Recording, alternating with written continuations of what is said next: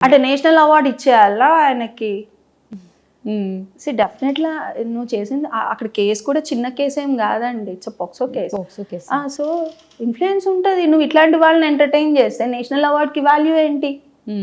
నువ్వు ప్రూవ్ చేసుకో. ప్రూవ్ చేసుకున్న తర్వాత ఓకే వదిలేసి. అవి డెఫినెట్‌గా కాంప్రమైజ్ అవుతాయా అవ్వవా మనకు తెలియదు. వాళ్ళిద్దరి మధ్యన ఏం జరిగిందో నేనైతే వెళ్ళి చూడలేదు. So I can not comment on that. But ఈ స్టేట్మెంట్ చేయకుండా ఉంటే బాగుండేది. నేషనల్ అవార్డు మిస్ అవుతుందని నేను అనుకోలేదు. I'm so sorry. Why do you feel sorry for that? అంటే తప్పు చేసేసి ప్రొఫెషనల్గా వాళ్ళు అప్లిఫ్ట్ అయిపోవచ్చు. ఒక అమ్మాయి కెరియర్ డౌన్ అయిపోవచ్చా? తప్పనే తప్పు, ఎప్పుడు తప్పే ఉంటుంది. సో అమ్మాయికి ఎంత ఇన్ఫ్లుయెన్స్ ఉంటుందో అబ్బాయికి కూడా అంతే ఇన్ఫ్లుయెన్స్ అవ్వాలి. అయితేనే తెలుస్తుంది నెక్స్ట్ టైం మనం ఈ మిస్టేక్ చేస్తే ఇది నా కెరియర్కి ఎంత ఇన్ఫ్లుయెన్స్ అవుతుంది అనేది వాడికి కూడా అతనికి తెలియాలి, అమ్మాయికి తెలియాలి. అమ్మాయి భయపడి ఎందుకు ఆగింది? లేకపోతే